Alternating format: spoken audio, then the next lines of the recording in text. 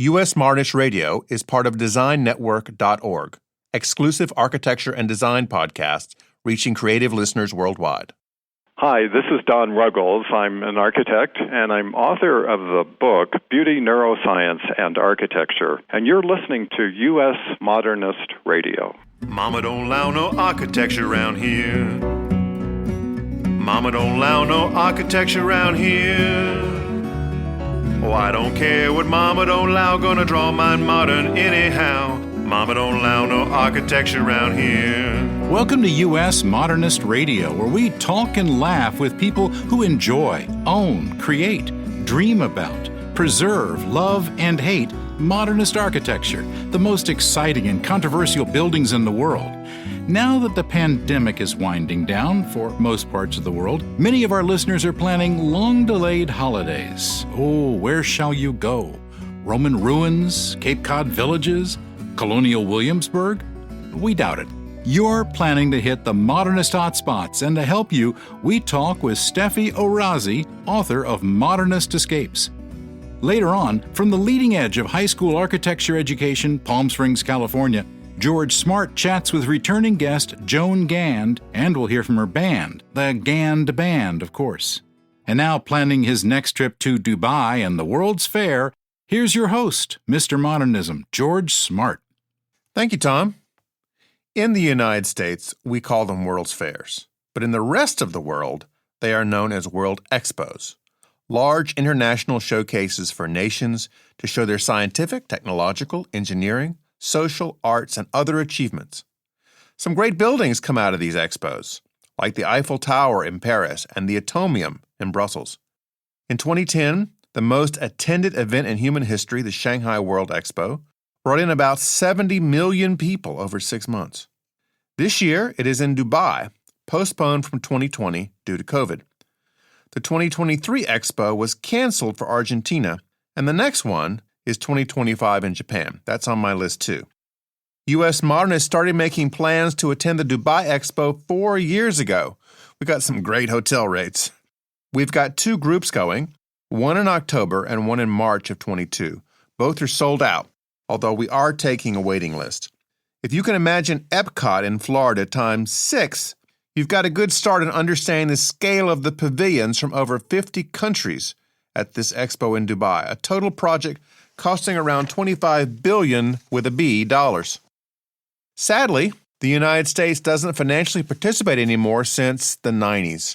Republican senators citing something called American exceptionalism say that we shouldn't spend money sharing how good the U.S. is because we're already the best. And everybody knows it. Right. The documentary What Happened to the World's Fair by our friend and podcast guest Mina Chow tells the whole story. So there's no government funding for the U.S. Pavilion at World Expos, like virtually all other nations do. We either don't show up, or big companies like Walmart and Pepsi, among others, pay for it. This year, the U.S. Pavilion is being paid for, and I'm not making this up, by the UAE, the United Arab Emirates, the government of Dubai. Now, that's embarrassing. Yeah. It's like having your wonderful fiancé pay for your wedding because you arrogantly think she's lucky to have you. That's not going to be cool. U.S. Modernist Radio is underwritten by Wendy Robineau and Don Beskin, and by modernist realtor Angela Roll. In our make-believe world, modernist realtor Angela Roll grew up in Switzerland, the daughter of a hacker wrongly accused for spying for the Russians. It was actually the Albanians who were mostly downloading very small secrets with a Commodore 64 and a 300 baud modem. Slowly. An Olympic-level skier, Angela skied across the border into France by mistake, flying off a mountain and then somersaulting onto the roof of a power plant, where a young Danish boy, who would later become a famous architect, got an idea. At age 18, following an incident in the Eiffel Tower involving a wood-turning lathe, Cristal Champagne, and a rousing disagreement with Jean Nouvel of the meaning of the color coral, Angela began studying architecture by day and partying with Corbusier's former neighbor, roofer to the stars Bjarke Shingles, by night. When Bjarke left the lucrative world of celebrity roofing to start a new cheese company, Bjarke Singles, Angela decided on a new career in real estate, using her architectural training to deftly deal with buyers, sellers, HOAs, and slow bureaucrats, while connecting people to the modernist houses of their dreams. And she can get you a great deal on cheese. Modernist Realtor Angela Roll is your special agent. Reach her at angelaroll.com. That's ROEHL, or call her at 919-995-0550. Thank you, Tom. Calling in today from London, Stefi Orazi is a designer and author of several books, as well as the popular blog Modernist Escapes. She got hooked on modernist architecture in 1997 when she first rented a room at the Barbican Estate, which our regular listeners, all four of you, may remember talking with Howard and Gabby Morris of Grayscape. Her blog started as a way to document modernist places she'd seen during her hunt for a place to live. Her business, not surprisingly named Stefi Orazi Studio, started in 2006, doing print and exhibition graphics. She's the author of several books, and her most recent is Modernist Escapes, an architectural travel guide. Welcome, Stefi. Hi. Very nice to be on the show. Thank you so much. What time is it there? It is just gone past 8 in the evening. Ah, yes. A beautiful English night. Well, it's been a typical English summer's day. It's literally been raining all day. Oh. Very grey. But finally, the sun has decided to make an appearance, so it's okay. And doesn't the sun go down pretty late there this time of year? Yeah, we've probably got another couple of hours. Okay. Stefi, you went to university to become a graphic designer, and then you jumped to GQ after that. What was that like? Well, it was definitely a very quick learning curve, going straight from sort of art college into a very busy environment of a magazine. I was only there a couple of months, but I learned a lot. Yeah, it was sort of fast-paced and an exciting time to be there. Does GQ have editions by nation, or is it just one big issue that goes around the world? That's probably the way it's going to end up, the way magazines are going, but definitely now, and at the time, it had its own UK edition. So you could get GQ UK, GQ US, GQ Australia, That's right. I assume. Yeah. Now, when did you start your blog? I think it must have been about 2013. And I started it, that was a very good introduction. And I feel like you already know a lot about me. But I kind of started it basically because I needed to find somewhere else to live that was affordable in London. And I'd lived in purpose-built modernist apartments up until that point. And so I wasn't really looking for anything else. So I started trawling property sites and would sort of put all this information on a blog and do research about various housing estates and the architects, etc. And that's essentially how it started. And so that was about 2013. So what kinds of buildings or places to live did you cover back now 8 years ago? London's a really fascinating place because so much of it got bombed during the Second World War. Like vast areas were either demolished by bombs or they had really sort of loads of slum rundown housing. So following the war, sort of in the 1950s and 1960s, there was just like a huge drive by the state, by all political parties, just to build Britain again and build decent housing. And the government was sort of pouring loads of money into this, which meant that the best jobs in architecture were working for local governments. So the very best architects in the UK were doing public housing. So lots of well-known architects like Berthold Lubetkin, Dennis Lasden, as you say, the Barbican, Chamberlain, Powell and Bon, Paolo Moya, all sorts of leading. I don't know how well known they are in the US. Maybe I'm sort of saying names that are not that familiar with you. Oh, sure. We talk about them over dinner all the time. Yeah. You have no idea what I'm talking about. But they were essentially sort of big public housing projects, so big sort of tower blocks or mixed housing development schemes, that sort of thing. When you moved into the Barbican in 1997, had it become trendy yet, or were people still hating on it a lot? It wasn't trendy at all. It was really weird, but it was like the perfect moment to move there because designers and architects had obviously always had their eye on it because it was kind of cool. But the average person thought like, oh my God, this is disgusting. Why would you live here? Sort of this place just full of concrete, and it's really depressing. And the majority of people that lived there at the time were kind of working in the City of London. A lot of them were lawyers and that sort of thing. And it was very convenient because it's right in the sort of centre of the City of London. So it was very convenient in terms of location. But they obviously hated the architecture. And so when you sort of have a little peek sometimes in people's flats, you could tell that they would do anything to make it look least like a Barbican flat. What would they do? Well, just sort of very like lots of carpets and florals and anything, just like really tried everything to soften it up, which in itself is kind of interesting. What gave you the idea to interview Barbican residents for your book, The Barbican Estate? Yeah, well, that sort of came from my blog. So when I started doing the blog, and as I say, I was looking for different places to move to, I started interviewing residents for that. And it was kind of just to find out what the places were like in a sort of selfish way, to find out whether they were good places to live. And so when I did my Barbican Estate book, it was kind of a natural progression. And also, I'm just really fascinated as to why people live in places and actually what it's really like to live in these places. Because I think if you're a fan of modernist architecture, especially nowadays when we sort of just look at stuff on Instagram, we're sort of bombarded with sort of very cool images of architecture and brutalism.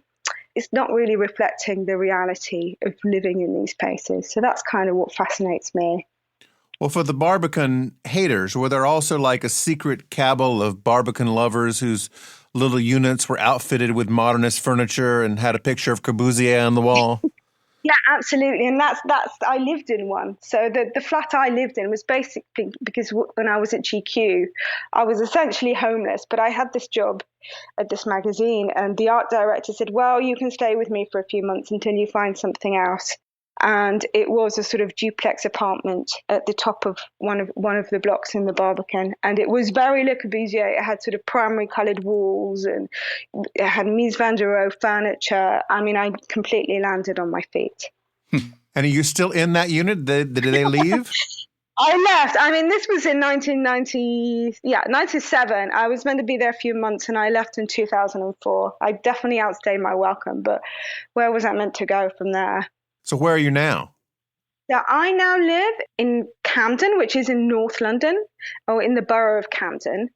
Again, very interesting because in the 60s and 70s, we're doing very interesting social housing, very progressive, using young avant-garde architects like Neve Brown and Benson and Forsyth. And I live in a Benson and Forsyth block. So it's 1970s, long, white, very sort of Bauhaus-esque kind of building, split level, big windows, lots of light, that sort of thing.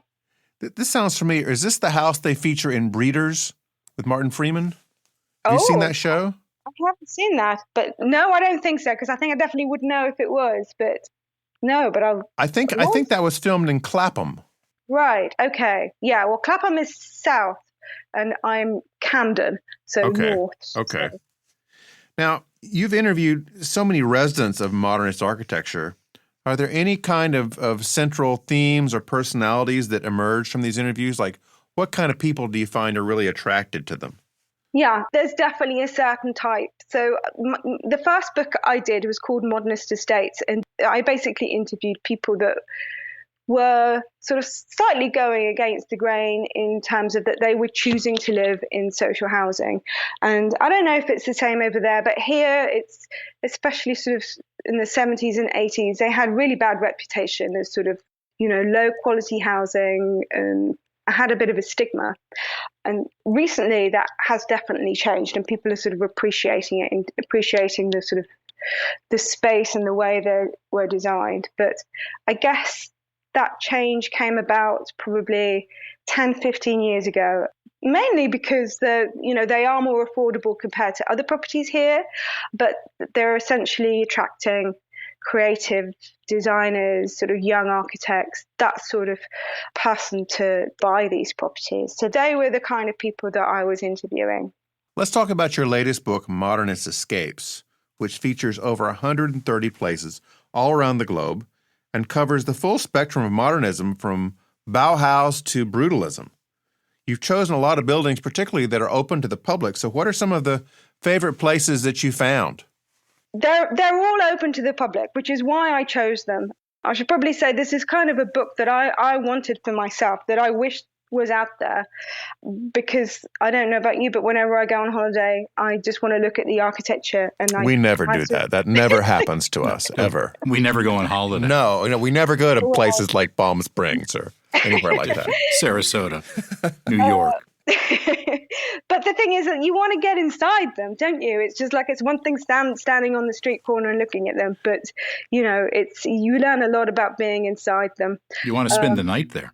You want to spend the night there, exactly that. And that's why I wanted to do this book. So I guess the one that I should probably mention, which is kind of how this book started, is Le Corbusier's La Tourette, the monastery. Oh, yes, in France. Yeah, which actually I didn't know that was even open to the public a few years ago. A friend of mine who was doing a PhD said, oh, I'm going to go there and I'm going to spend some time writing my PhD. And anyway, when she told me about this, I looked into it. And when I was finishing off one of my books, I also went there to finish off my book. And then it's just the most, I want to go back there every year. I mean, it's kind of this amazing place that's sort of in the middle of nowhere, and it's still run by friars, although there's only a few of them. But there's no internet and there's no talking anywhere in the building apart from the canteen. And you've got these tiny little sort of Le Corbusier cabins with just a desk and a bed. And what's interesting about it is that it attracts, obviously, Le Corbusier pilgrims, but there's also religious pilgrims that still come there. So you'll be sort of sitting in this huge, elaborate, amazing Le Corbusier refectory with all sorts of different people around your table. And it's just a really, really wonderful experience. Was this a Dominican one, Franciscan? Yeah, that's right. It was Dominican. Yeah, and I think there's maybe like 8 friars that are still there now. Wow. It was such a revolutionary building during its time. The whole idea of a modern monastery was stunning. Yeah. Unfortunately, I don't know how many years it was actually running, but not very long. But it's now run amazingly efficiently as a sort of this hotel come pilgrimage place. So yeah, I highly recommend that if anyone's in France. Okay, well, that's on my list. Tell us about some more fun modernist escapes. Okay. I mean, I must admit, actually, this book was meant to come out last year, but because of this whole COVID thing, it was delayed. So I have to refresh my mind. But one of the places that I went to see, unfortunately, I didn't manage to stay the night because they weren't letting anybody stay there at the moment, but it's a really great house. So a lot of the book contains private residences, which I think is sort of the thing that I'm most interested in.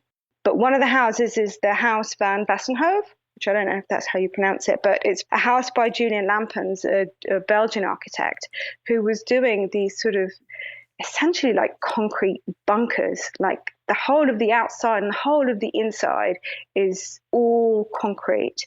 And what's amazing is, like, from the street, they're very, very hidden, and they've hardly got sort of any windows on the outside. And then on the back of the houses, they sort of open up with great big windows and great big gardens. And that's a great one because you can stay in that one as well. Oh, that's cool. Did you get to visit any in the United States? Sadly, publishing budget did not stretch to doing a tour of the US. So unfortunately not. So a lot of the ones that are in the US are essentially researched from London. What are some of those? Some of those, I mean, I guess the ones that I like, the ones that you can stay in, that I'd really like to visit, is the Aspen Meadows. I don't know if you've been there, but the Herbert Bayer ski resort. Oh, right. Okay, sure. Yeah, which is basically just this whole complex that's got obviously his buildings, and he was sort of in charge of not only the buildings and the design of the buildings, but also the whole graphics and this whole marketing of the place. So that's great because you can stay there and you can stay in the sort of original dormitories. And the other places that I really want to visit in the US, Cape Cod houses, which look fantastic. Yes, in the national park. Yeah, that's right. Yeah, and I think there's now more that they've sort of renovated that I've featured in my book since the book came out. But I think there's maybe like 5 or 6 different houses that were designed by various architects that have been renovated by the trust, and yeah, you can go and stay the night there now. Do you know about Polymath Park? I don't. Oh, is that the remind me? Polymath Park is the place in Acme, Pennsylvania, I think about 100 acres, where they have rebuilt Frank Lloyd Wright houses moved from other places in the country. That's right. I have heard of this. Yeah, I have heard. And you can stay in those as well? Yes, you sure can. Yeah. I think, I don't know, in the US, I get the feeling that preservation is perhaps regarded in higher esteem than it is in Europe. In Europe, a lot of the places that I featured have been sort of taken over by trust, but a lot of them have been demolished, which is why the ones that I have featured in my book have sort of been taken over, and as a way of preserving them, I've sort of had to open up to the public as a sort of way of revenue. But I don't know if that's the same with the Frank Lloyd Wright houses, is it? Well, it is with Frank Lloyd Wright because he's our most famous architect. But in general, we're tearing down houses just as fast as we can, it seems, some days. There's really very little protection written into law in most jurisdictions.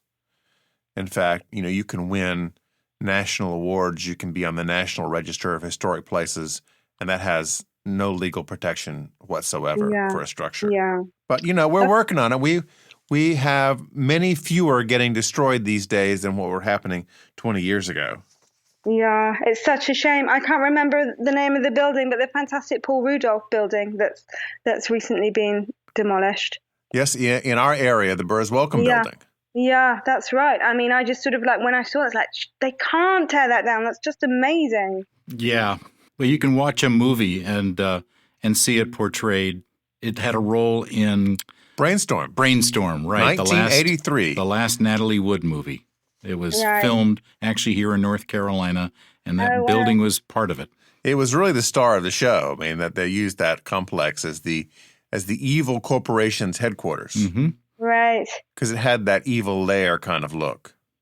Stefi, I understand that you have an online store with a great name called Things You Can Buy. I love this title. So honest. Right to the point. Yeah. So as a shameless promotion question, what can I buy there? Well, you can buy, I've been running it a long time, and the reason it's got that name because it was a spin-off from my General Studio website, and it just had a clip from it saying things you can buy. But you can buy prints and books. But recently, what I've been doing during lockdown is this great project called Perambulations. And it's basically a series of walking guides of modernist housing in local neighborhoods in London. So they're basically little maps. They're pretty cheap, and they will take you around a local area and point out all the sort of residential buildings by modernist architects. And you don't even have to have a perambulator to do it. What we in America call a baby carriage. Or a stroller, I think. A stroller, right. Yeah. No, you just need your legs or some mode of transport. Right, your shoes. Your shoes, and your eyes. Stefi, what's your next book? What's your exciting new research going to produce? Well, I've just finished off a book about Golden Lane Estate, which is, I don't know if you've heard about it, but it's basically the Barbican Estate's older sister. And so it was Chamberlain, Powell and Bon, who designed the Barbican, basically got together whilst they were working on the Golden Lane Estate. It's literally next door to the Barbican. It's much less known than the Barbican, but it's basically where they came up with all their ideas, which then they put into the Barbican. So that's a much smaller publication, but it's essentially similar in that I'm interviewing a lot of the residents that live there. It's a social housing scheme, really, really fantastic. If you haven't heard of it, I really encourage you to look at it because it's really charming estate with sort of visually very different from the Barbican. It's sort of late 50s and it has a much more sort of Festival of Britain kind of vibe with big, bright, primary coloured panels, glass panels. So yes, it's a small book about that particular estate, and that's coming out towards the end of the year. Stephanie, thanks so much for joining us. You're very welcome. Returning guest Joan Gand and her husband Gary are some of the most delightful people and strong advocates for modernism in Palm Springs, California. They're great musicians, and you'll hear proof of that in a few minutes, but Joan and Gary also hosted U.S. Modernist at their fantastic Modernist house, with its own swim-up bar, I might add, and they support architecture initiatives across the Coachella Valley, including the Palm Springs Museum of Art. Just before the pandemic, Joan was part of a project to bring architecture into high schools, a program which had to do a quick pivot on top of keeping the students engaged. If you haven't been inside a high school lately, and most of us haven't, it's changed a lot, even since the 1990s. George talked with Joan via Zoom, and we'll catch up on that initiative and hear a classic tune by the Gand Band. Here's George and Joan. Back in the day, when the day was late 60s, there was a seminal movie called To Sir with Love with Sidney Poitier, made in the UK, in a time where we all ran to the movie theaters to watch the UK movies that were coming out. The Beatles were still wildly popular, and America wanted everything that was British. One of the plots in this was the difference of how kids were in the 60s versus, say, kids of the 40s. And now it's 2021, and kids are also way different from how they were in the 60s. Joan, when you started to take on this project in the high school, what did you notice about how the kids are today versus when we grew up? Well, we were pretty surprised because we did not realize that kids bring their cell phones into class. And in some cases, they are allowed to look at them and text with their friends and kind of multitask, so to speak, while they're listening to their class lecture. Is this like being allowed to pass notes back in the day, right? You're texting each other. You must be like passing notes, right? Right. It's just like that, for sure. It's much more sophisticated, but it's much more distracting, I think, to the students. And I don't know if they've developed the ability to listen with one ear and, text with the other half of their brain or not. But we found that when we went into the classroom to introduce a new subject to them, which was architecture, and these are art students that we're working with. So the atmosphere is a little more free in an art class. They're not at desks, they're at big tables. But they were not so attentive, and we were told by the teacher, don't worry, this is how they are now, and you get used to it, and they are absorbing some of what you're saying. And they can sleep too, right? They can just knock off? Yeah, they can, and they do. Just occasionally someone will put their head down on their desk. And to be fair, the students are coming from a home environment where perhaps they're not getting a lot of sleep, where they share a room with siblings or things are going on at their house. We don't know exactly what goes on in a lot of their cases, except that the teacher felt compassionate to them and understood if they needed to sleep that it was okay. But, this is so foreign to everything that we've experienced as students in our lifetime. We could never get away with anything like that. And so immediately I flashed back to that movie, To Sir with Love, which I really enjoyed when it came out, and I've enjoyed it since. And of course, I'm a big fan of Lulu, and she was the star of it, the British soul singer. So she was great. Sidney Poitier was great. It's a silly love story kind of thing throughout, but if a teacher is good, a teacher can conquer anything. That's true. No matter what they're up against. If a teacher is good and inspiring. So that inspired me to think about what could we do to change this program to get the attention of the students and really get them involved in architecture and modernism, because that was our goal from the beginning, representing PS ModCom, Palm Springs Modern Committee. This is a subcommittee of that called the Education Committee, started by Robert Imber, a wonderful influence and force in Palm Springs who passed away this year. And I was entrusted with the program after he passed away as to lead on now in his memory. And, I want to make sure that this program really reaches more students. So after the challenge, during our live in-person class that we were doing, COVID shut it down. So we had a chance to take a break and think about what could we do. And I worked with a wonderful woman, Mimi Fisher. The two of us developed a program over the next few months.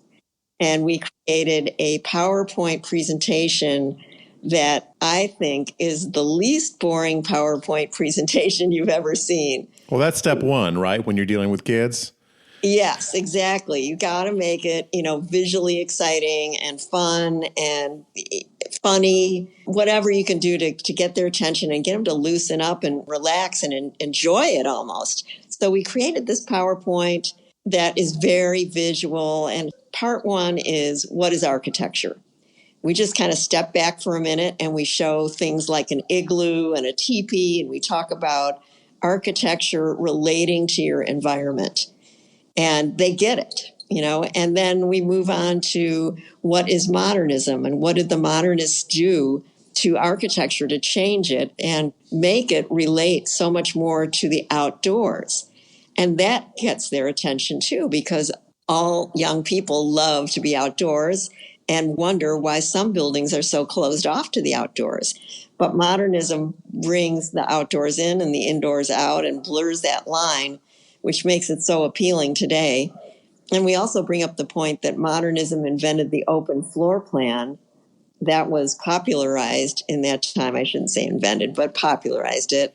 Right. That every new house, condo, is now an open floor plan. I mean, people don't even think about closing off the kitchen anymore, closing off the living room. It's all now a big space. And that was something that the modernists started, and popularized. So part three is about desert modernism and how desert modernism adapts modernism to our environment in the desert and what the characteristics of that are. Now, these kids got to do some building too. They were building models. Yes. Which I'm sorry we can't show in an audio medium, but tell us about the models and what they turned out, what their assignment was. Okay, so their assignment was to create and design a model, a scale model of a desert modern home. So the students got to design and build out of cardboard or whatever they had around the house because everybody was home during COVID. And I got to mention that we were doing this over Zoom because I forgot to mention that. Oh, yeah, that's an important element. Challenging, trying to reach out, over Zoom and get to these kids who are at home. So the challenge was that they were each given a floor plan printed out on 8.5 by 11 paper that we created of an open floor plan of a modest 2-bedroom, 1-bathroom house with an open kitchen living room area. And they were given a piece of foam core to set that on, which was their lot. So each student got the same size floor plan, the same size lot, and then they could just be free to design a house, build it out of cardboard. They were encouraged to use and recycle things around the house like cereal boxes, shoe boxes, little vegetable containers, yogurt bins, cups, whatever they could find around their house and incorporate that into the design. And then they were going to create this using 3 principles of desert modernism being exhibited in their design. And that way, we were sure that they absorbed it rather than just creating any old house. It had to show 3 principles of desert modernism and get them to appreciate the built environment in Palm Springs, where we have this incredible, largest collection of modern buildings and homes, all in a concentrated area. Now, I think it's really interesting, since you were doing this on Zoom, in addition, you didn't typically see the students. You just saw the little black boxes with their names on them. Right. That's so true. The students, many of them didn't have the bandwidth on their internet connection to turn on their cameras, or they were embarrassed to turn on cameras because of their home life, maybe sharing a room with somebody they hadn't cleaned up. And a few times we were able to get them to turn their cameras on to show us their sketches or their beginnings of their models as they were creating. And most of them really wanted that to be a very short period of time. These are 15-year-old teenagers, and their life is hard to imagine. Right. We all kind of remember what it was like to be 15. Sure. Yeah. Sure. So we were reaching out to them, and what we would do is we would stop every 10, 15 minutes or so and either have them sketch what we were talking about. So we would leave the image on the screen. We'd say, okay, now everybody sketch this.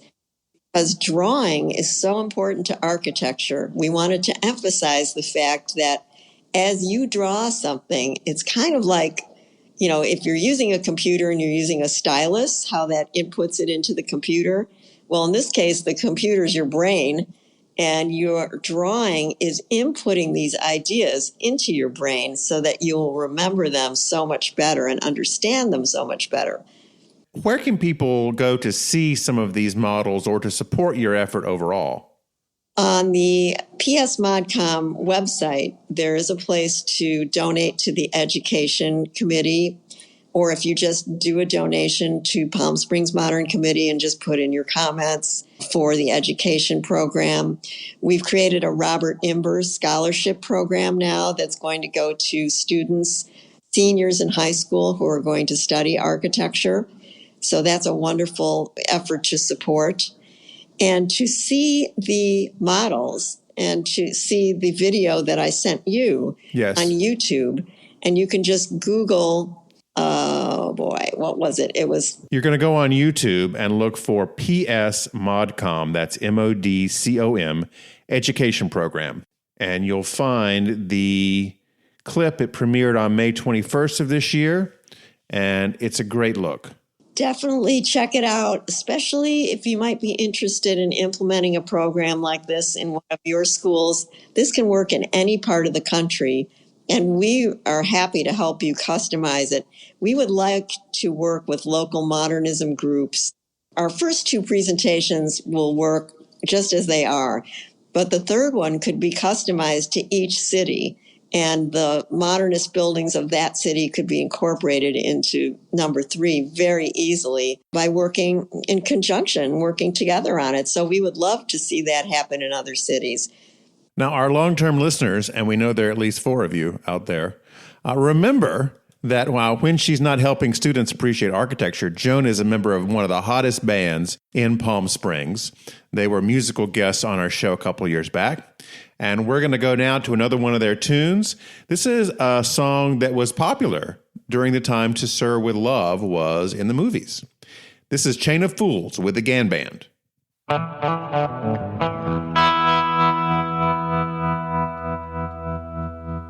Chain, chain, chain. Chain, chain, chain. Chain, chain, chain.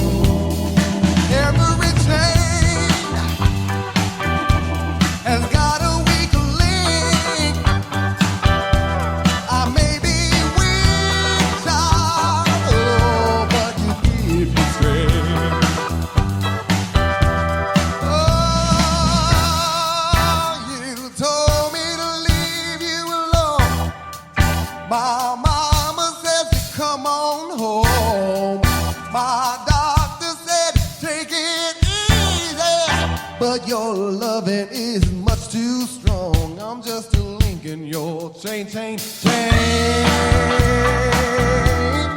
Chain, chain, chain. Chain, chain, chain.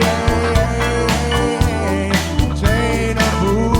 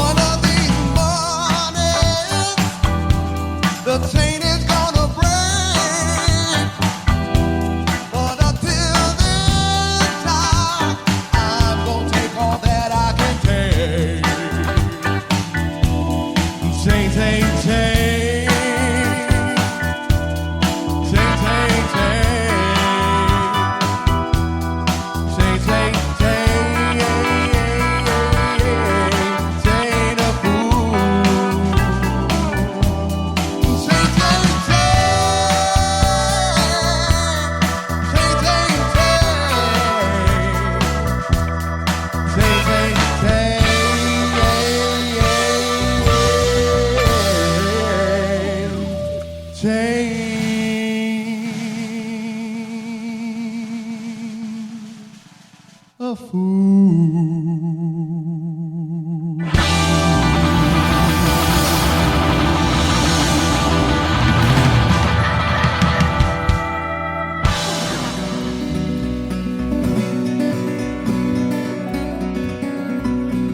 Thanks for listening.